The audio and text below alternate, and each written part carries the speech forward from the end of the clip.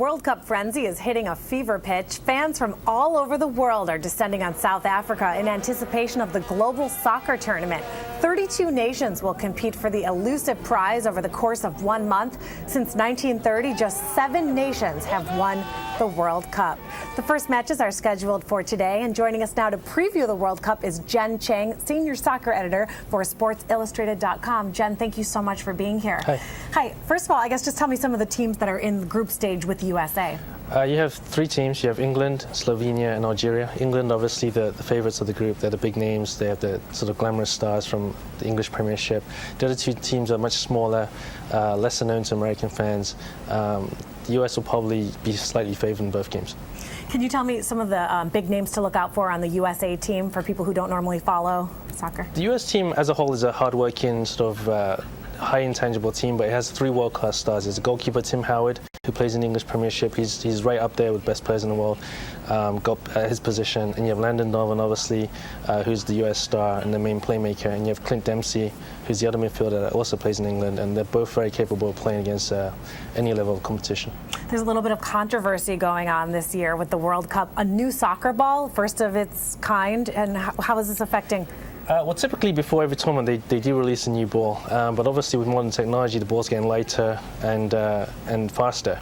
The ball has actually been used by MLS here in America since the start of the season. It hasn't caused as many problems as it's caused in South Africa. The reason being the ball seems to react differently in altitude.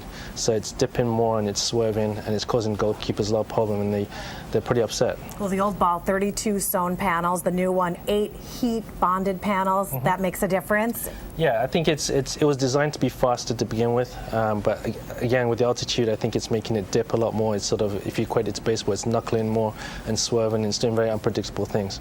So there's a concern going into a game. This ball was just introduced before a huge event like this. I think most attacking players are in favor of it because it means you can hit the ball and you don't have to hit on the sweet spot, and you've got a good chance of still scoring. Obviously, goalkeepers are irate. And some of the midfielders think it's taking a bit of the precision of the passing. They think it sort of travels too fast when they place a pass, so they're not happy either. And this is happening in South Africa. What does this mean for South Africa to be hosting this event? It's big on 2 levels. You've got the fact that it's the first major sporting event of its kind in the African continent, and you've also got the fact that it's South Africa, which, you know, just 20 years ago was a pariah on the international stage with apartheid and being excluded from international sports. And of course, you've got the fact that Nelson Mandela may possibly make an appearance tomorrow, and people haven't seen him for many months given his health issues. So just as a whole, I think it's lifting the nation. You know, they've spent a lot of money to build a stadium, so it's critical that it goes well for them. Okay, can you give me a pick in the USA-England game? I think England are favored to win. I think if the US can score first, they can hold on for a tie at 1-1. It wouldn't surprise me, but I think as a whole that England are probably slightly too strong for the US. And what about overall? What are your bets on? Overall, I think there's only ever been 7 countries that ever win. It's usual suspects. I think Spain and Brazil. Spain haven't won before, but they're the strongest team in the world right now. They play very beautiful precision passing, maintain possession a lot. Brazil obviously are just, you know, historically a great team.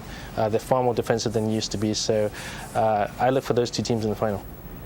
And kickoff is today, the big game tomorrow between USA and England. No question you'll be watching. That's right, I'll be working the game, so. That's right. All right, Jen Chang from SportsIllustrated.com. Thank you so much for joining us. Thank you.